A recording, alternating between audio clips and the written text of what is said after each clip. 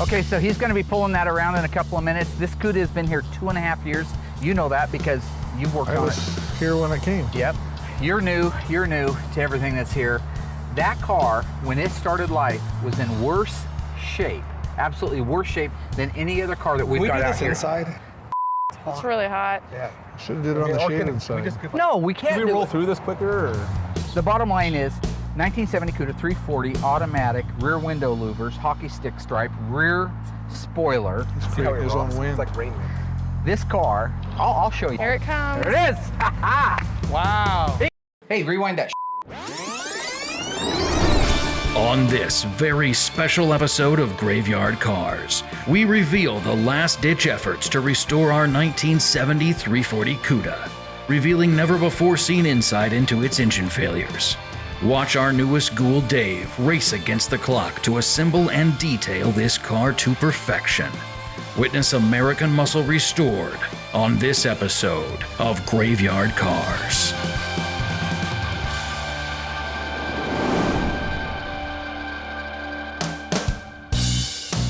The little 1970 CUDA 340 car, we didn't cover a lot of the early part of the restoration on the car, primarily because we have a lot of cars, very rare cars that we focus on. They built 1,788 340 automatic 70 CUDAs. Very few of them had the hockey stick stripe, which this one was optioned for, has the original fender tag. This one was optioned for the rear window louvers, which allegedly is about 1% of all the muscle cars got those. So if you started to do a mathematical breakdown, it could be one of just, 100 or 200, but it's still a 70 CUDA 340, very deserving of being restored, which is why we did it, but it's not going to compete for, the top prize at a car show next to a Hemi CUDA convertible. Once we had the 340 completely rebuilt and painted on an engine stand, the next step was to put it together with the transmission. So we joined those two pieces together, installed them on the K-member, built out the rest of the front suspension and drivetrain, and then I had Royal and the rest of the ghouls install it in the car. Once we had the front end, the suspension, the engine, and transmission installed, we installed the detailed out 8 3/4 rear end, which had a 323 sure grip in it. Bumpers went on it, the hockey stick stripe went on it, the rear window louvers, hood pins, ornamentation for the hood that called out the 340. Things like that were all done at the old shop. So at kind of an outside glance, it almost looked like it was done, but if you tipped your head inside, you'd see there was no guts inside of it, and a lot of things weren't done under the hood.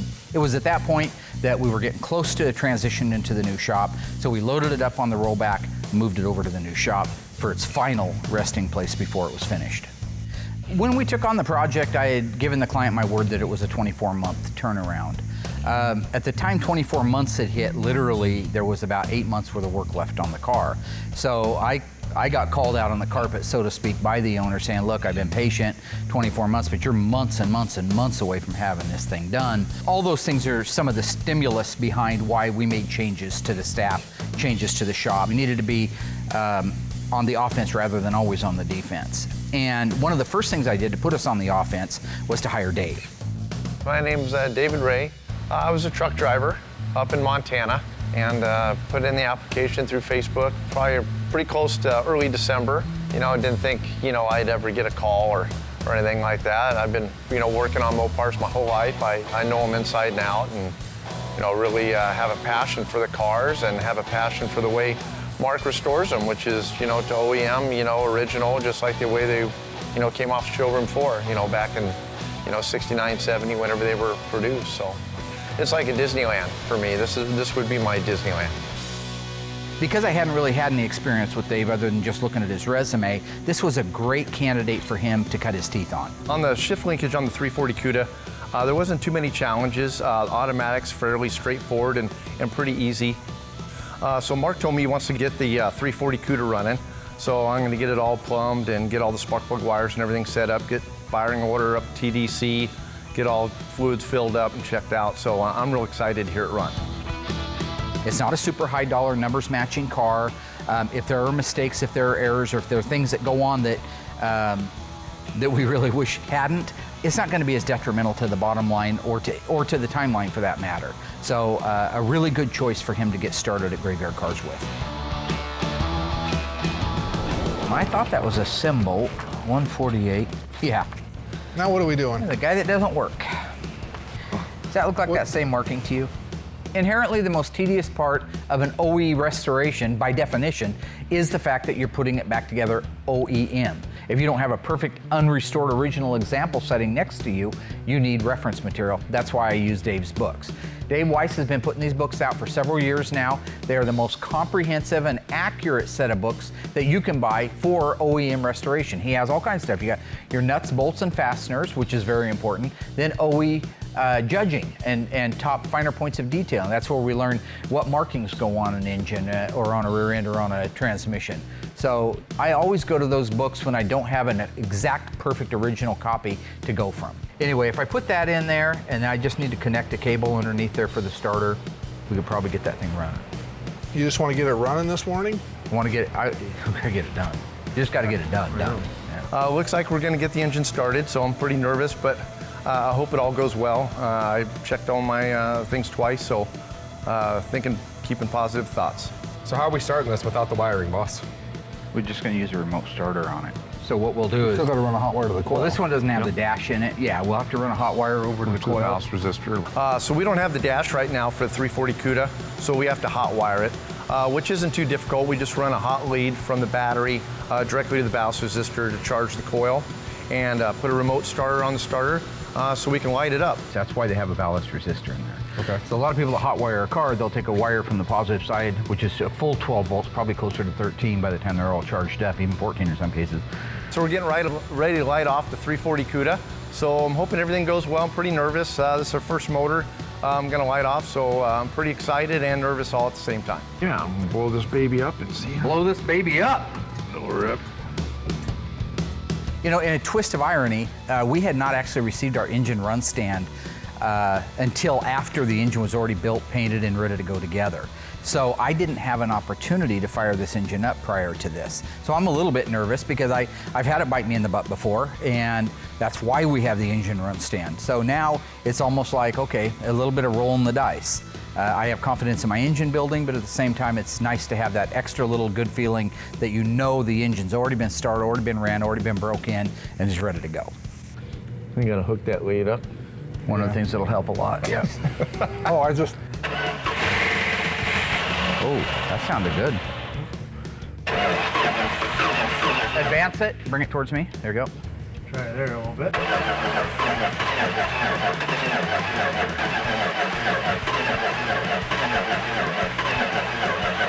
So we tried firing up 340, and it kind of started, died. I'm hoping all my plumbing's correct. I double checked all my firing order, and everything looks good. It looks like the timing's pretty close. So we're hoping we can get it going. We never ran this engine on the engine run stand, so. Yeah, I don't think you ever did. It'd be pretty embarrassing being the new guy here and you know, this being my first motor, that it didn't start because of something I did wrong. So I'm really hoping everything works out. So if those lifters quiet down. Most cars require some kind of a ritual when you go to start them. They either need a primer of fuel, or they need a jump start, or they need extra voltage to them. In this particular case, it's not a good sign because it's cranking over, but it's not firing. Dump fuel down it, we'll get a little bit of a pop, but I have a feeling that at the very least we have a fuel starvation problem. I just hope that it's not anything worse than that. It's okay. Gonna take a little fuel. Got nothing up yet. Let's take a look underneath the car, see what kind of hazards we have. Just with a preliminary look around, I've got a few drips, a few leaks, which is normal, but that's not gonna cause the problem we're having with the engine. Yeah, I'll dump some more fuel in there. And dump a little bigger pile in here. Oops, yeah, it's dumping out the carburetor now. We found the vacuum plugs were missing off the carburetor, and that would, you know, determine whether it was idling or not. So we can get it to start, but it just wouldn't stay running. So obviously, we kind of determined we got a big vacuum leak, and so that could just be a part of the problem. Stay tuned as the ghouls overcome one of the biggest multifaceted engine failures in the history of graveyard cars, and answer the ultimate question: did someone sabotage the engine?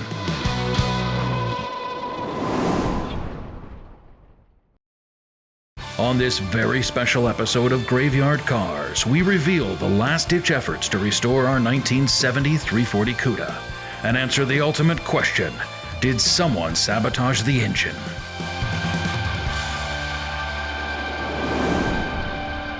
backed up on. Oh, you need a vacuum, yeah. Yeah. And is there one on the back of the carburetor? No, that one's not in the back. Ah, there we go. Okay, so what's going on right now? Vacuum. We got a huge vacuum source in the back of the carburetors. There's ported and there's manifold vacuum. This is ported vacuum. It goes on the top side of the primary circuit. So as soon as you pull it off of an idle, you have vacuum right here. The other one, while it's idling, you have vacuum all the time at the back one. So the port in the back is constant manifold vacuum. Anytime it's running, that one in the back sucking. And that one back there is a huge hole. It's a 3/8 hole like that. So right now what we're running with is, yeah. Did that come with it? It was up on the bench. Oh, beautiful. Yeah. So let me see it. It was So we just got in a hurry and forgot to put it on. I think, I don't want to blame anybody, but I think Royal put the carburetor on. Royal put the carburetor on, he just forgot to put the plug in the back of it, that's all. This plug goes right in that main port, so the manifold vacuum, right now it's like drilling a 3/8 hole in the intake manifold. It's running way too lean. So as soon as we put this in and we cap off this other ported vacuum, I think we're gonna start getting a nice idle to it. Dave is a Mopar technician, self-taught all of his life. If he does do a remarkable job, like I'm suspecting he will because I hired him, I can turn him loose with the high dollar stuff. The Hemi Charger, the 6-pack Challenger, the convertible, 2 Hemi convertible 4-speed cars. I mean, we have cars that need that technician, and I'm rooting for him to be that technician. Well, basically, I started with just a bare motor with the carburetor on it. And I had to install the alternator, of course, all the brackets, pulleys, power steering pump, get all the power steering lines hooked up.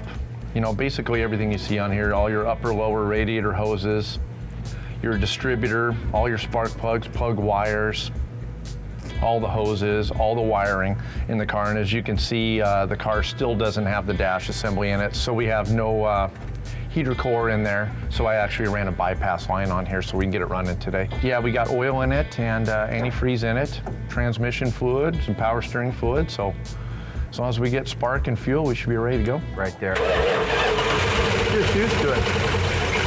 If it's advanced too far, it starts kicking back. Yeah. So I'll go, that's too far back. If it goes the other way, it doesn't fire at all. It just goes, so right in the middle is that sweet spot. Yeah. I can usually set them right on the money by ear. Yeah. So I'm sure Dave. That's right there. Okay. Dump a little more fuel in there. You're gonna need a little more fuel. We're gonna need a little more fuel. It can go back to the fuel pump. And the fuel pump drives, it's a manual fuel pump. It's got like an arm on it. And where the timing chain is, you know, and everything, there's an actual cam drive. It's this, it's like a disc that's bolted on the upper sprocket of the camshaft that's kind of offset. When it comes around, it bumps that arm on the fuel pump, and that's what pumps the manual fuel pump in this case. Whenever they assembled the motor, if they didn't put that cam drive on the actual camshaft on that sprocket, then it's not going to operate the fuel pump. And if they did not put that eccentric on the timing chain, then that's a whole nother world of hurt. That means the motor's got to come out, the whole front of the motor's got to come off. So we're hoping it's not that. We're hoping we're just don't have enough fuel in the fuel tank to get a good draw. While I was bringing the fuel around to put into the CUDA because it wouldn't start, I happened to notice that the sending unit was sitting over there on the bench, not installed in the tank, which is a great reason why it wouldn't run. You were looking for it, you left it. I didn't leave it out. I didn't put the tank in. No, you're going down. No. Working with Dave now has been a joy. He knows what he's doing. He follows instructions. He's got a great attitude, and it seems to me that he's a real good diagnostician. This guy actually takes his time and diagnoses it. He's kind of a mini-me, if you will, which the world needs more of. Well, this is the part we're missing on the fuel tank. Fuel sending unit and pickup unit. This deal right here, this float, operates your fuel gauge, and this is where the fuel draws from. So this is what we're missing. This is why we're not getting any fuel up to our fuel pump.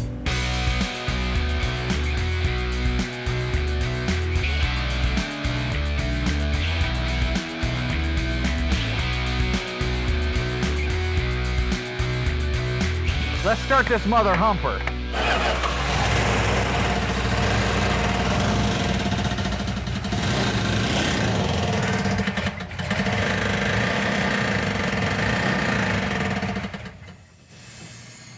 That not sound good. The Plymouth Barracuda was changed slightly from the 1970 to the 1971 model. What was changed? New grille, new taillights, new headlights. The answer coming up after the break. This incredible story becomes more ghastly with each report. So, what was changed on the 1971 Plymouth Barracuda model year? The answer? All of the above. It received a new grille, new taillight design, new headlights, on top of other amenities. These changes are what powered that vehicle to become the most collectible Mopar muscle car of all time. It has been established that the unburied dead are coming back to life. On this very special episode of Graveyard Cars, we reveal the last-ditch efforts to restore our 1970 340 CUDA. Witness American muscle restored on this episode of Graveyard Cars. Let's start this mother humper.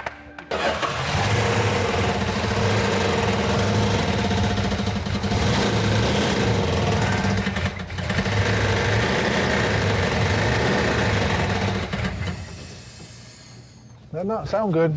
The engine is making a metallic knocking sound. It can be a multitude of things, from the rocker arms, rocker shafts, lifters. It can be telegraphing out of the transmission, the torque converter, the flex plate.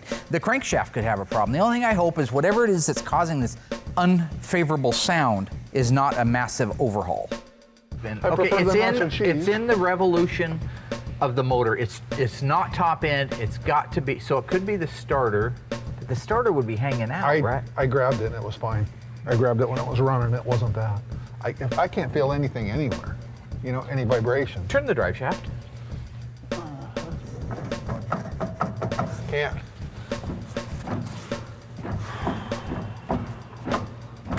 Like, I'm wondering, you adjusted all that linkage while it was on the ground, right? Not running, obviously. No, not running, just actually in the air. I didn't even really get all the linkage adjusted. It's just installed. Could it be the park pawl not parking? Could be. Okay, well, we got a clicking sound on the motor, and we kind of determined it might be the parking rod. Whenever the automatic transmission's kind of caught in between gears, the little parking rod will kind of click, so it'll create a clicking sound. So we kind of determined that might be the problem, so we're going to kind of mess with the linkage and see if that solves our noise issue. But it didn't feel like it, but Yeah. it sure sounds like it. It does, inside. It's because it's the same RPM as the engine. You know, if it was #1 rocker, it'd have to wait 8 times to come up. Seven times before it'd come up. So it's got to be in there, which is good. It beats an internal problem. Upon removing the inspection cover, we've seen some rubbing marks on the inspection cover, so that was creating our little tinny sound. So now that we got the flex plate straightened out, we were able to put a pry bar in there and just take the little tweak out of it and got our inspection cover fixed. Hopefully that's going to take care of our sound, and we'll have a really smooth, nice sounding motor. Hoping it moved just a hair. Probably didn't. Probably have to take the engine out.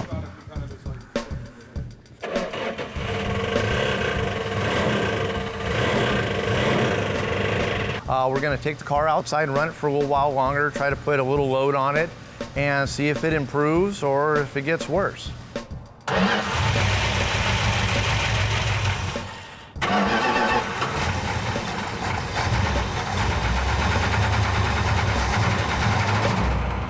I don't know what it is. I just hope that it's nothing massive, because that's going to be a setback we just can't afford right now. Some engines are just dreams. Other ones just fight you the whole way. Seems to just fight all the way. What the f***'s happened? What the f***'s happened? You know? Why the f***'s it got a tap? What's that bullshit about? Well, we solved our tinny sound with the flex plate and that, but now, unfortunately, we have a knocking sound. And it seems like the longer we run it, it's progressively getting worse.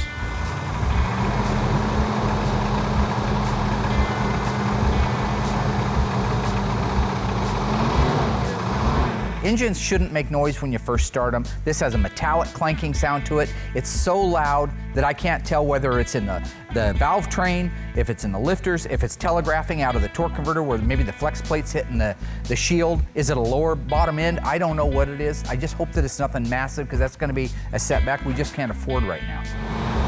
Hopefully it's the lifters and they bump up. I don't know. Does it still sound like it's coming out of there, or does it sound like it's coming out of this side now? Still sounds to me like it's over there. What do you think, Will?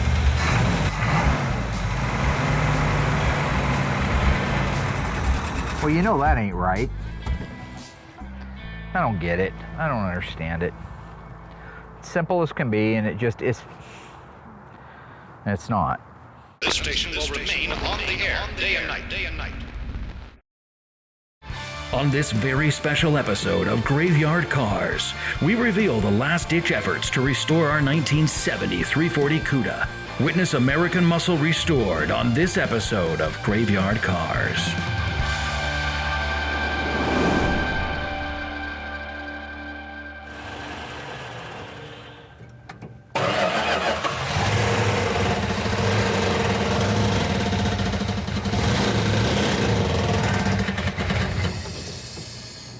That not sound good. Well, what's going on is we had two problems with our 340. We actually had three problems. When we initially fired it off, it was running on about 6 cylinders. So we did a quick compression test to find out it had low compression on it. And what had happened is I built the engine like a year ago and it had been sitting around, so I thought that the rings maybe had frozen onto the piston, maybe not swollen out where they're supposed to be originally. We took it out back and we ran it till it got up to regular temperature. The f***ing tapping? What the f***'s the tapping? You know? It actually overheated, which is probably good because it raised everything up to where it needed to be. And that let go of the ring, so we got our compression back. So that was one problem down, but now we've got an intake leak, vacuum leak, so it didn't want to idle under 2,000 RPM, and we've got a tappet that's making noise, or some kind of metallic noise that sounds like a tappet. So that's why we had to take the intake and the rockers back off again.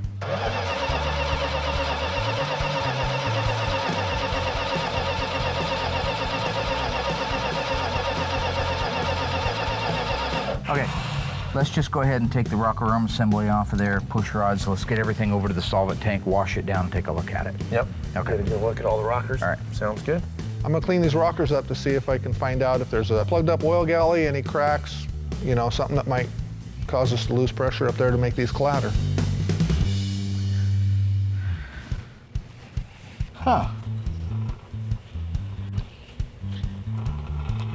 We have a slightly bent push rod, folks. So there's one bent push rod.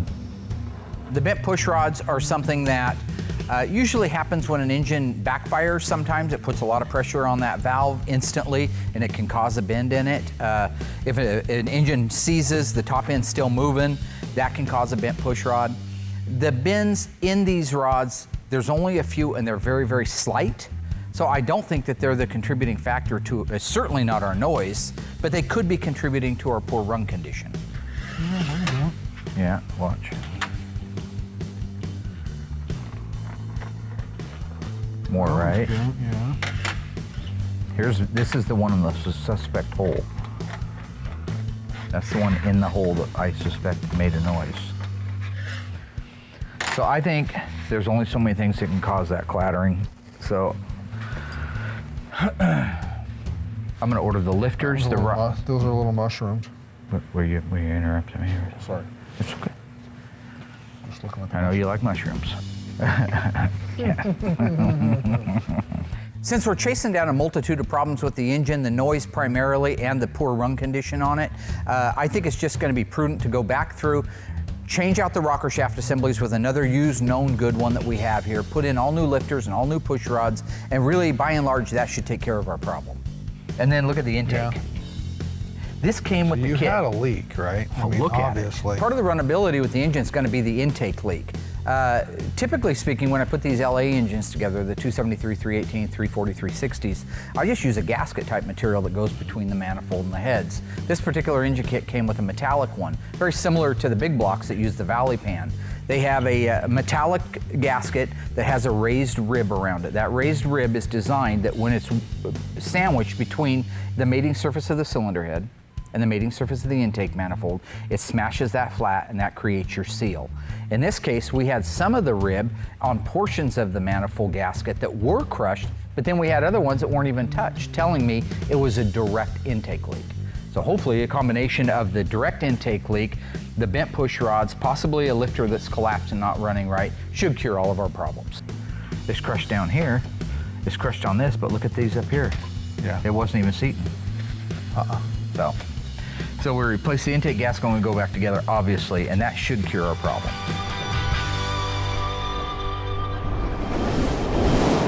This incredible story becomes more ghastly with each report. On this very special episode of Graveyard Cars, we reveal the last-ditch efforts to restore our 1970 340 CUDA and answer the ultimate question: did someone sabotage the engine?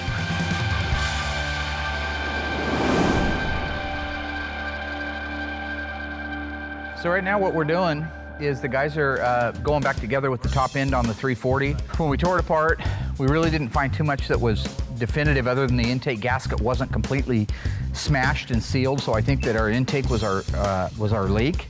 So while we had it apart to do the intake, I just decided that'd be a good time to go ahead and put in the brand new set of lifters and brand new set of push rods on it. That's all going back together. They're just buttoning up the top end, so we should be able to fire it up here in about 10-15 minutes. Hopefully, the clattering noise is gone and the vacuum leak is gone. So all the guys got to put on right now is hook up the fuel line, the PCB hose. Oh yeah, I didn't do those. Route the plug wires, which he's almost done with now. And I just topped off the power steering, so we're ready to run here in a few minutes. Yep. We're gonna put Bob's car outside and try to get it running, you know, and hopefully all the work that we did on it is gonna solve our issue with the motor problem.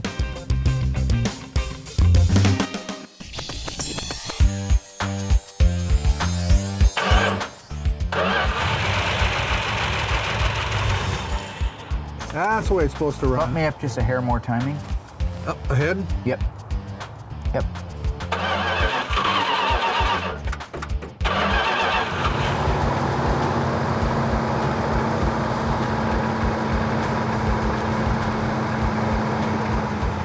So right now we're just letting it break in. It sounds like it's running a whole lot better. Sounds like we might have got rid of our vacuum leak, so we're just gonna run it up to operating temperature, about 2,000 RPM. And as soon as it's all warmed up and broke in, we can set the idle down, set the timing, set the air fuel. Hopefully the lifters get a little quieter. Mopars aren't the greatest oiling engines in the world. Sometimes they take longer than others. Come on, baby. So everything really, for the most part now, is starting to dial back in. I don't know if it was a lifter or push rod or a combination of both of them that were making all the noise. That has quieted down quite a bit. Definitely is running better. We still got to get it up to operating temperature. He's checking the water on it right now. We may need to add some to that. If we can get it to run and idle and do all the things it's supposed to do, we can set the timing on it. And hopefully after that, we're ready to pull it back inside and start putting it together. Thing is, Royal wanted to just, tear the whole thing apart. He said, oh, let's take it apart. And the rings are probably in backwards or something, It's like, me and Dave, I was telling Dave, I don't think so. I put the motor together myself. Dave, is that right? That's right. So Royal's a parts replacer. He goes bananas. Something doesn't work out, he just wants to start throwing parts. Let's rip it around. We can have that engine out in an hour. We'll take the rings off it. No, let's just get it hot and it'll let go of those rings. I was telling him. Dave and me were in complete agreement. Right, Dave? That's right. We're in complete agreement on the fact that it didn't need to come apart. But Royal being a parts, he's just crazy. He loves putting parts on an engine. So, I don't mean it disrespectful, but, Now that we got the engine running good, I can finally start working on the interior. I've been waiting to get this done. I mean, this motor's been kind of holding us up, so now I can get all the seats, carpet, all the fun stuff in and get this car wrapped up. The interior's challenging to do. The carpet a lot of times doesn't always fit right. You try to put it out in the sun, hope for a real hot day and get it nice and warm so it'll kind of conform, get your glue spread. That's usually the most challenging part.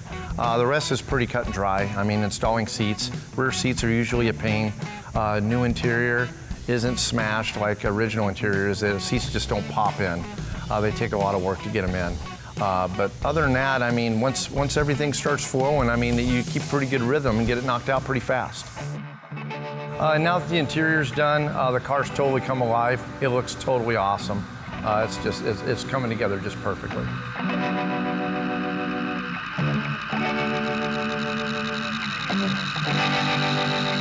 It's time to finally get the windshield in the car. Once we get the windshield in and get all our surround molding put in, we're ready to rock and roll. Come in and watch a little Graveyard Cars. What can I do for you, my friend? I got some bad news and I got some worse news. No. Yeah. True or false? In 1971, the option list did not offer the single 4-barrel 440 HP on the Plymouth Barracuda or the Dodge Challenger. The answer coming up after the break. This incredible story becomes more ghastly with each report. So, was the single 4-barrel 440 HP engine not on the options list for the 1971 Plymouth Barracuda and Dodge Challenger? The answer is true. For reasons unknown, the single 4-barrel 440 HP was not available in the E-body in 71.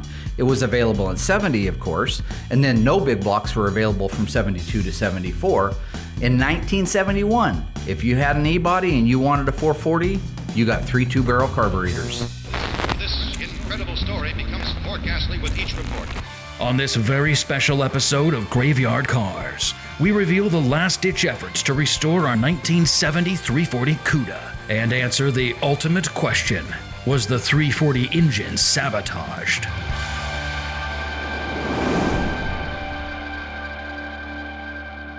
So we got our heater box all built out, all rebuilt. So it's time to install the heater box and get our heating system all put in, all the cables and stuff hooked up, so we can stay nice and toasty in the wintertime here in Oregon. Well, when in doubt, I always end up checking reference photos, whether it's photos I take with my phone out in the yard of perfectly original cars, just to see how everything is supposed to go together just perfectly, that way everything's routed. When all else fails, I go to the Dave Weiss books. In our library, we got an awesome library. It has all the restoration guides and shows some great pictures, but when all else fails, you can't beat a picture. It's worth 1,000 words. Come in and watch a little Graveyard Cars. Oh yeah. Look at that, huh? Yeah. Any better than that. What can I do for you, my friend? I got some bad news and I got some worse news. On what? The little 340 on the orange car, the orange CUDA, 70 CUDA, it's knocking again. What the is wrong with that thing? Just one thing after another on it. What's the worst news? There is no worse news. I just thought that would soften the blow a little bit. Hey, fast forward that, fool. While our film crew was being existential down in Las Vegas, some big show, we sent the 340 over to the machine shop. The word coming back is very troubling, very confusing. I just kind of wanted to go over and reiterate everything. I need to document the file as well. Yeah. And so the main thing is I know that most of the things that were done, I just want to be sure. Originally, when we had the lack of oil pressure and the pinging noise, that's when we took the camshaft out of it, the lifter. Did we take the cam out that first time? No, we actually, the first time we focused on the flex plate. That's right, we thought we had a flex plate hitting the Or back an of the inspection which cover. it was hitting the inspection Yep, cover. yep. Then we got rid of that noise, Yeah. or we thought we got rid of the noise, and it was actually making a clinking noise over here on the right-hand side, Yep. and that's when we started chasing it from the top down. Yep, pulled the intake manifold, new lifters, new rocker assembly. Remember, I overheated this because we had no compression in that number 2 cylinder. Yeah, we were flip-flopping holes. Yeah, we had compression in one, not in the other one. Then we got compression in that one, lost compression in this. Those should all been signals something was really wrong, because after we got it back together again, we got it running and we thought that the noise was gone. It wasn't. So we ended up taking the engine completely out, and when we disassembled it, we found this black sludgy type stuff in there, and all the rod bearings, the main bearings, the cylinder walls were scored. They're scored. And so we sent it over to the machine shop that does all of our work for us. And they called up and said, yeah, it's got to be bored 10,000 over. So they went to a 40 thousandths piston, because what had happened, according to them, that graphite looking stuff was what happened when the sand was ground into the oil and it turned it that black. Yeah. And so they had suspected that maybe somebody had actually poured sand down the engine. That was their suspicion. And it was near the sandblaster by about 40 feet. So could a few little drops of sand. He goes, this wasn't a few drops of sand. It was a lot of sand. The bottom line is the engine had to be completely rebuilt. Had to go through the heads because they were all scarred. Everything, valves, literally completely redid the engine. All that was after the last time we said it was fine. Now it really is fine. It's got 65 pounds of oil pressure and an idle, which is awesome. It runs like a dream. It doesn't miss. It doesn't hiccup. There's no noise in it. No. And truly now we feel like we're done. But fire that up. You'll see. I just canned it off a little while ago, and it's like butter.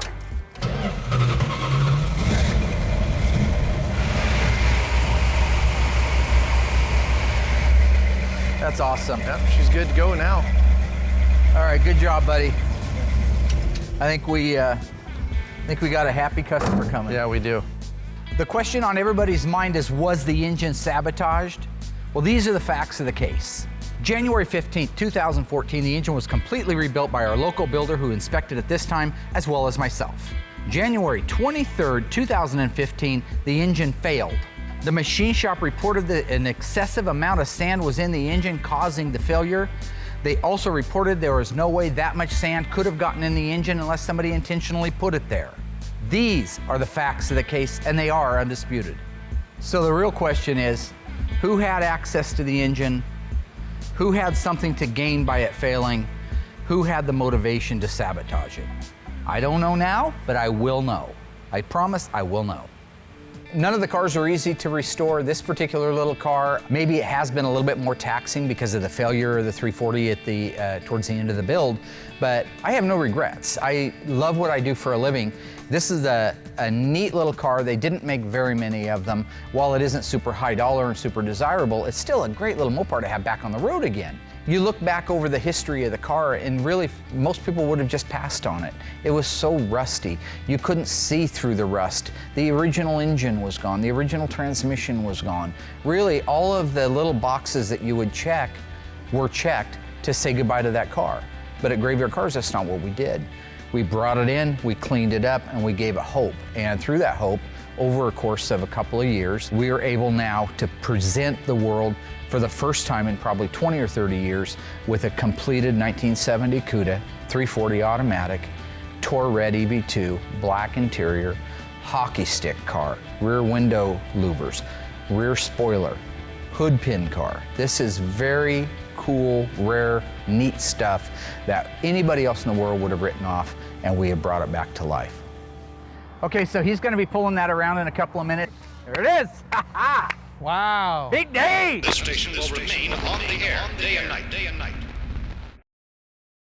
On this very special episode of Graveyard Carz, we reveal the full restoration of our 1970 340 CUDA.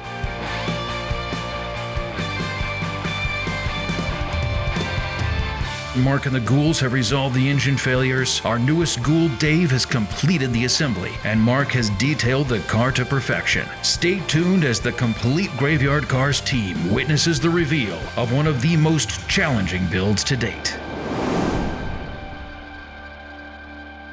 Okay, so he's going to be pulling that around in a couple of minutes. This CUDA has been here 2.5 years. The bottom line is 1970 CUDA 340 automatic, rear window louvers, hockey stick stripe, rear spoiler. Where's he at? Where's it? All he had I don't to do even was hear finish it. adjusting the air fuel mixture screw. Yeah. Here it comes. It is! Ha-ha! Big day! Diamond David Lee Roth! Oh, yeah.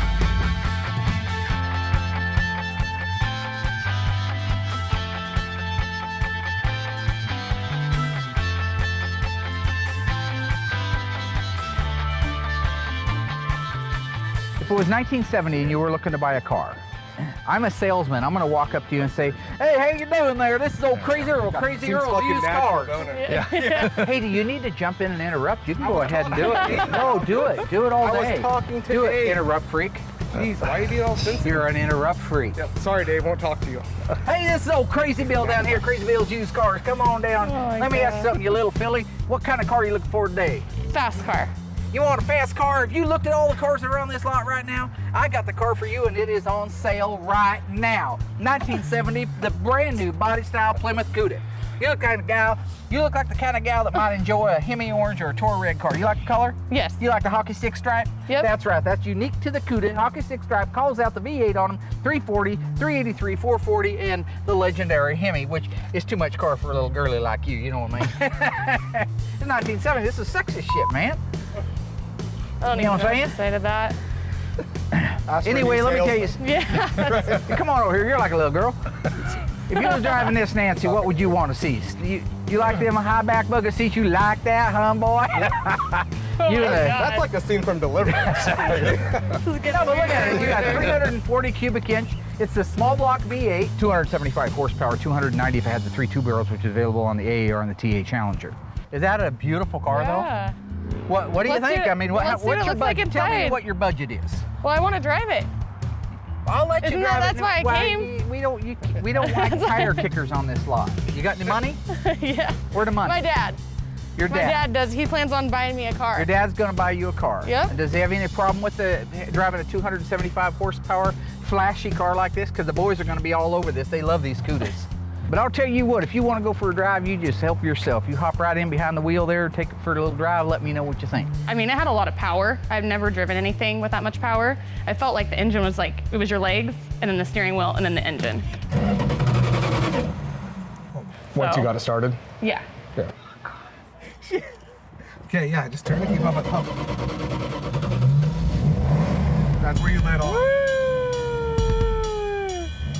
Okay. This is fun. I feel like we're like in a go-kart. A lot This bigger. feels like a go-kart? Well, just like I'm close, you know what I mean?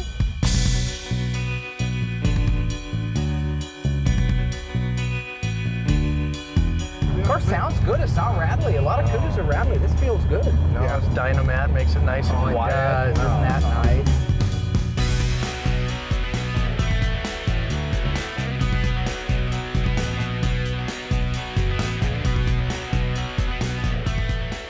But it was a great, solid car. It was the first one I've driven in probably about 5 years. So that was nice to go out. I don't think Alyssa took it as seriously as I did.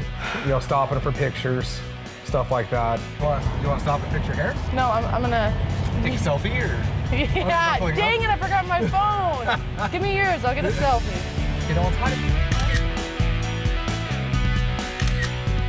See, that's while we're driving. That's pretty awesome. It wasn't that bad though. It's 100 degrees, and there's 3 of us pinned in the back of that car so Mark could take us out for drinks. With our BS23 H0B 1973 40 Cuda, as y'all know, built in Hamtramck, Michigan, completed and under our belt. I'm gonna load the crew up, head down to Finn's, get some schnacks, that's what you call them. When everybody's piled in a car together, they're called schnacks, like on a road trip. It's gonna be the best.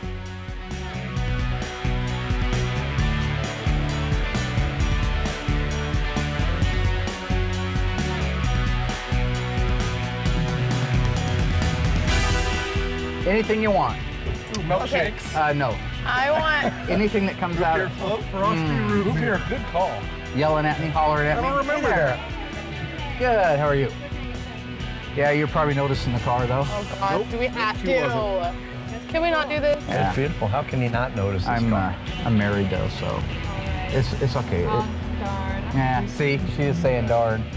I'm sorry. Nah, I'm really sorry. only about human that. for God's sake. Place your orders, you fools. Who? Sorry, Will, place your order. No milkshake. Oh, well, boss, thanks for taking us out. Well, wait, there they go. Yep, thanks for the milkshake. We had a lot of fun out driving the car. It was so awesome to get in that car and drive it, and it just makes you appreciate your work that much more when you can actually get in and throw it in gear and tear down the road and go, man, I was part of putting this together. It's such a great feeling, and I can't wait for the next one. Now with our 1970 Cuda 340 rear window louver car completed, I can update the progress board, which is basically finishing out the last of the pictures that took that car on the timeline from death back to life. Once we're done with that, we'll take them down and we'll move on to the next car. While we just finished one car, there's no time for around. Stay tuned for this season of Graveyard Cars and see the complete restoration of the 1970 Dodge Challenger. 6-pack, 4-speed, E21 A33 FC7 Plum Crazy. After nearly 2.5 years of restoration, the owner is anxious and the ghouls deliver on this season of Graveyard Cars.